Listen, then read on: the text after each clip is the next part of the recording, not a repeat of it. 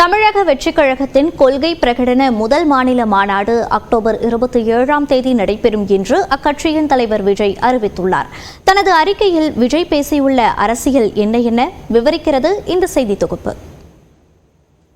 அது என்னன்னு அதை நீங்க எல்லாம் ஒரு நாளுக்காக வெயிட் பண்ணிட்டு இருக்கீங்கன்னு சொன்னல, அன்னைக்கு நம்மளுடைய கொள்கைகள் என்ன, நம்மளுடைய செயல் திட்டங்கள் என்னன்னு சொல்லும்போது அன்னைக்கு இந்த கொடிக்கான விளக்கத்தையும் நாங்க சொல்றோம்.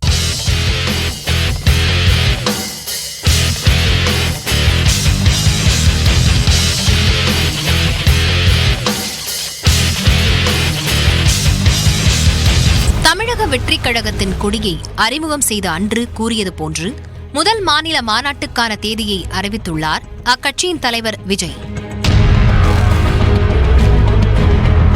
இது தொடர்பாக அவர் வெளியிட்டுள்ள அறிக்கையில், தாவேகா கொடி அறிமுகப்படுத்திய நாள் முதல் கட்சித் தோழர்களின் எண்ணங்களுக்கு ஈர்ப்பவும் மக்களின் பேரன்பு மற்றும் பேராதரவுடனும் அரசியல் வெற்றிக்கான களம் விரிவடைந்து கொண்டே வருவதாக குறிப்பிட்டுள்ளார். மக்களின் பெரும் எதிர்பார்ப்புகளை நிறைவேற்றும் வகையில் தமிழக அரசியல் களத்தில் புதிய நம்பிக்கையை விதைக்கக்கூடிய தாவேகாவின் கொள்கை தலைவர்களை பிரகடனப்படுத்தும் முதல் மாநாடு நடக்க உள்ளதாக தெரிவித்துள்ளார். அந்த மாநாட்டில் தங்களின் கொள்கைகள் மற்றும் கொள்கை சார்ந்த செயல் திட்டங்கள் அறிவிக்கப்படும் என்றும் குறிப்பிட்டுள்ளார். அந்த வகையில் வரும் அக்டோபர் மாதம் 27ஆம் தேதி மாலை 4 மணி அளவில் விக்கிரவாண்டி அருகே உள்ள வீசாலை கிராமத்தில் மாநாடு நடக்க உள்ளதாக விஜய் அறிவித்துள்ளார். வெற்றிக் கொள்கை மாநாடு தங்களை வழிநடத்தப் போகும் கொள்கைகளையும் தாங்கள் அடையப் போகும் இலக்குகளையும் முழங்கும் அரசியல் திருவிழாவாகவும் பெருவிழாவாகவும் கொண்டாடப்பட உள்ளதாகவும் உவகையுடன் அவர் தெரிவித்துள்ளார்.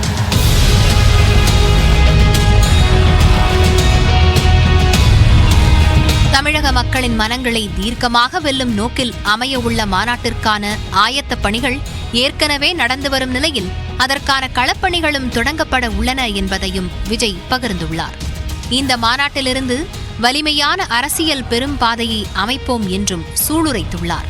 தாவேகாவின் முதல் மாநில மாநாட்டை எல்லா வகையிலும் வெற்றிகரமாக நடத்துவதற்காக தமிழ்நாட்டு மண்ணைச் சேர்ந்த மகனாக ஒட்டுமொத்த தமிழ்நாட்டு மக்களின் ஆதரவையும் ஆசிகளையும் உரிமையுடன் வேண்டுவதாகவும் விஜய் தெரிவித்துள்ளார்.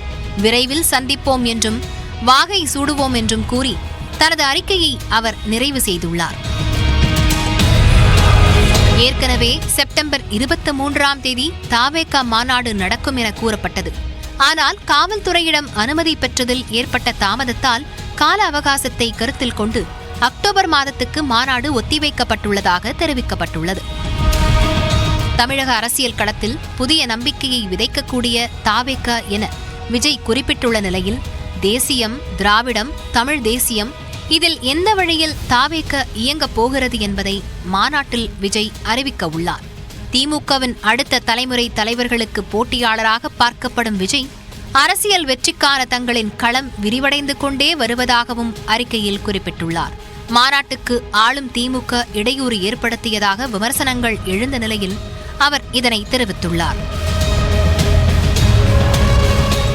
ஏற்கனவே பெரியாருக்கு அரசியல் கட்சித் தலைவராக தனது முதல் மரியாதையை விஜய் செலுத்திய நிலையில், பெரியார், அம்பேத்கர், அண்ணா இவர்களில் யார் தங்களின் கொள்கைக்கான தலைவர்கள் என்பது குறித்தும் அன்றைய தினம் அவர் அறிவிப்பார் என்று கூறப்பட்டுள்ளது.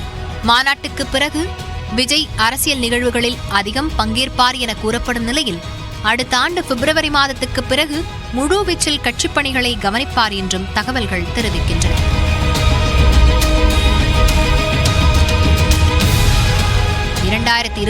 சட்டமன்ற தேர்தலுக்கு 6 மாதங்களுக்கு முன்பே மக்கள் சந்திப்புகளை நடத்தவும் 100 தொகுதிகளில் நடைபயணம் மேற்கொள்ளவும் விஜய் திட்டமிட்டிருப்பதாக தகவல்கள் தெரிவிக்கின்றன.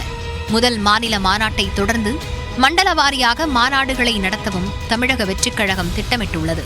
சினிமாவிலிருந்து அரசியலுக்கு வந்து வலுவான இடத்தை பிடித்திருந்த விஜயகாந்தின் 2005ஆம் ஆண்டு நடத்திய மாநாடு போன்று வாய்ப்பிழக்க வைக்குமா என்ற எதிர்பார்ப்பும் நாளுக்கு நாள் அதிகரித்து வருகிறது. தமிழக வெற்றிக் கழகத்தின் மாநாடு தேதி அறிவிக்கப்பட்டதை தொடர்ந்து கள்ளக்குறிச்சி மாவட்டத்தில் அக்கட்சியின் நிர்வாகிகள் கொண்டாட்டத்தில் ஈடுபட்டுள்ளனர். உருந்தூர்பேட்டை பேருந்து நிலையத்தில் பட்டாசு வெடித்து பொதுமக்களுக்கு இனிப்புகள் வழங்கினர்.